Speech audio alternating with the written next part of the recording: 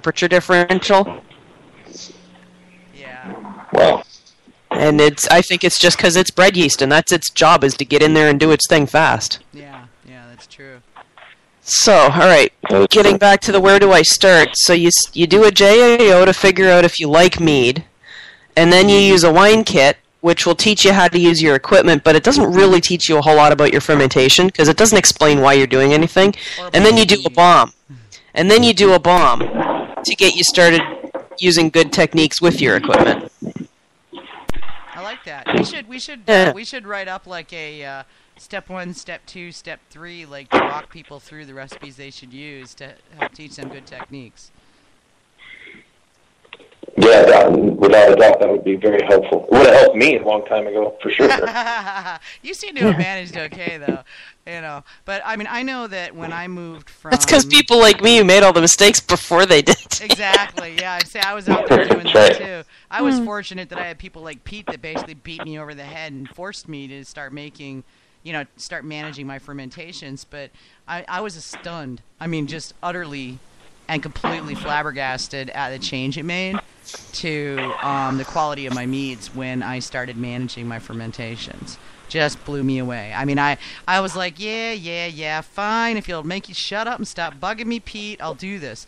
And so I did it, and then I was back later going, I'm really sorry. You were really right. Well, I've had some batches that were stinkers, but I've also tried using better techniques and, treating my yeast properly, and with my maple mead, I don't like it as much that way. I like it better when I abuse the yeast. It's just the way it is. Well, yeah, and I think a lot of it comes down to what do you like. I mean, I'll be perfectly honest. I love me a JAO. I make buckets of it, and I take it to parties, and people they just adore it. They love it. They don't care. It's fun. They enjoy it. It's a fun, easy mead. So, would I enter in a competition? No. I'd never hear the end of my it. My blackberry JAO, I would. Yeah. There you go. Yeah, I mean, I just. That's actually, I actually won a competition with that. Nice. Now, it was an off-the-cuff competition, but I did get some good comments about it. But yeah, that was the one that everybody liked the most. But it had been aged for a couple of years, and I put some oak chips in it, and so it was a JAO, but it was kicked up a notch or two.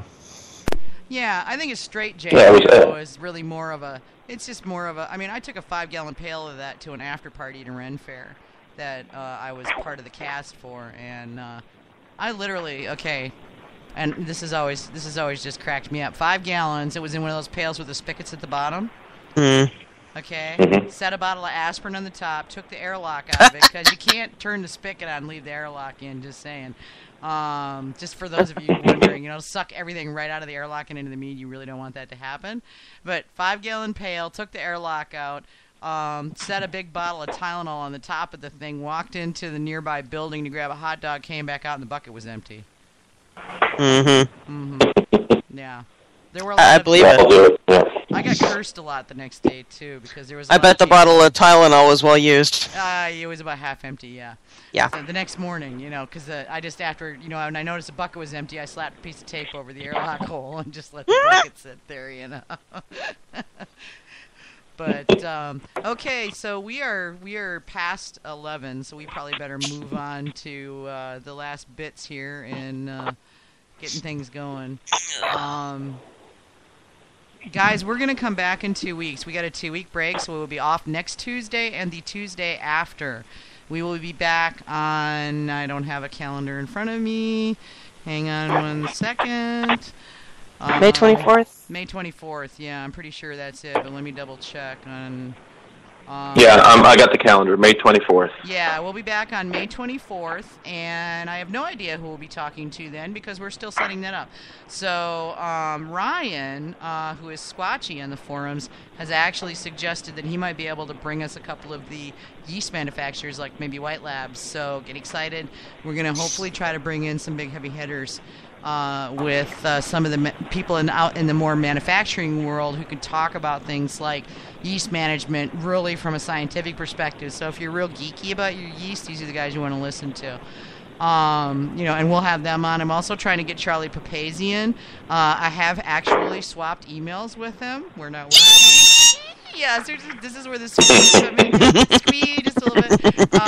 And I'm gonna. He was traveling, so I'm gonna try to get him in, and get him in here to talk about because he's a big contributor to the mead industry, even though he really isn't that big of a mead guy, but still. There's a lot of people who got their start from his books. So. Exactly. Hey, I made Bark Shack ginger mead, man. I thought it was good. We've got some big stuff that we're trying to pull together. But again, if there's somebody you want us to bring on the show, you need to tell us. So email gotmeadlive@gotmead.com or gotmead@gotmead.com and let us know. And we'll work on that, okay? So, we just need to know. And also the questions you would like to ask said person would be good, too. So, let's get that happening. So, I do want to read a promo here for American Mead Makers Association. They are an organization of professional and home mead makers who have come together to provide a place where people who make mead can gather to help make mead a household word. You heard... Todd earlier saying people don't know what mead is. So aspiring meadery owners can connect with some of the top meaderies in North America to learn how to create a successful business, and home mead makers can meet those same people to learn advanced techniques and ways to make better mead and get great input, for doing that. So go to mead-makers.org or American Mead Makers Association on Facebook for their group and check it out. You can join the organization for a year for a very small price. It's definitely worth every penny. I'm paid up, and I intend to stay paid up for as long as they'll let me. So until they force me to become a supplier, and then I'll have to pay up that much, But okay, so and also, for those of you out there who are meaderies or who are aspiring to be meaderies, I am actually a marketing consultant. I work with the craft beverage industry making for, people who are making mead, cider, beer, wine, and spirits. That's what I do in my real life when I'm not doing Got Mead. So I help people in the craft beverage industry figure out the best and most profitable ways to reach their customers and turn them into raving fans who will buy your products as fast as you can make them. So I would love to work with you to craft a plan to make it happen, but hey, give me a call. Let's have a conversation, and I guarantee you that no matter what, whether you decide you want to work with me or not, you're going to walk away with some ideas you didn't have when you walked in the door. So go to craftbevmarketing.com and sign up for a free consult with me. Let's talk. And that's my my little personal thing there. Upcoming events. Got a bunch of stuff. Union Township Historical Society is hosting a mead tasting fundraiser for the Caldwell Parsonage on Sunday, May 15th at Melavino at 3 p.m. That's at Melavino Craft Meadery in Vauxhall, New Jersey. So go to melavino.com to find out more about that. Admission is $15 in advance or $20 at the door. And they're going to have not just meads, but cheese, crackers, and dessert as well. So go to melavino.com to check that out and to learn more.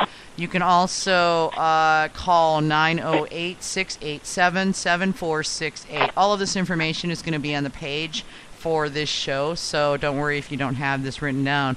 Starlight Meadery, which is one of my hometown meaderies, they're right here in Carrboro, North Carolina, does multiple mead tastings all over the place in the area. So if you're in the Tri-City area, anywhere near Raleigh, Durham, Chapel Hill, Cary, Carrboro, Pittsburgh, or any of those kind of towns, Starlight Meadery is a place to check out. Go to starlightmead.com. May 7th, UC Davis Conference Center, they're having a bee symposium, and this one's kind of a hurry up. It's actually this coming weekend on May 7th. So tomorrow is their last day to sign up, and this is pretty cool stuff. They're going to have some of the top people in bees. So they'll have keynote speakers include oh God, my French is terrible. Help me out here. Where are we? Yeah, we're down there. Yves Lecomte, yeah, director of the French National Bee Lab in Avignon. And Dennis Van Engelsdorp, assistant professor of entomology at the University of Maryland and project director for the Bee Informed Partnership.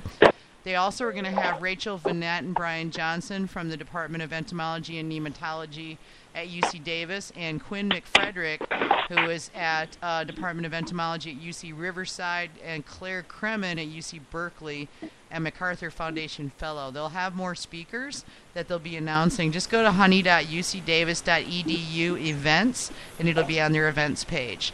They are also same group, the UC Davis honey group at UC Davis is having a honey sensory experience on May 20th and 21st. And that is also at honey.ucdavis.edu/events. Go check it out. It's 2 days featuring a survey of honeys from all over the world.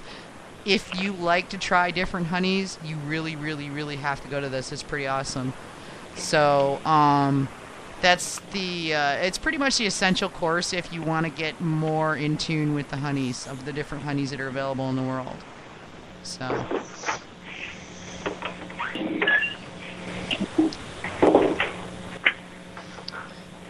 And I think that's all I had. Okay, so. Yeah. Remember to get your ideas on who you'd like to hear into us, and also the questions you'd like us to ask them. Just mouse over at gotmead.com. Just mouse over the link for the show and select the question, send question to the Got Mead live from the drop-down. Excellent, yeah. Remember, we're on break for 2 weeks, so don't panic if you don't see it. Just go listen to the recordings and get caught up, take notes, and figure out what you want us to talk about next. And we're doing this because it gives us time to find and schedule all these new guests, and hopefully get ahead for a change so that I won't be posting the updates the day of the show. And I won't be making stuff up on the fly and then getting sidetracked. Yeah, this is called We Have Real Lives, guys, so yeah, we're working as fast as we can. We'll be back on May 24th. Happy Mother's Day to all you moms and grandmas out there. And, enjoy the next couple of weeks. So, say goodnight, AJ. Good night, AJ. Say goodnight, Manny. Good night, Manny. Say goodnight, Dave. Good night, Dave. All right, y'all. So that's all we got for you tonight. So remember, 2 weeks or 3 weeks from now, same bat time, same bat channel, and we are out of here.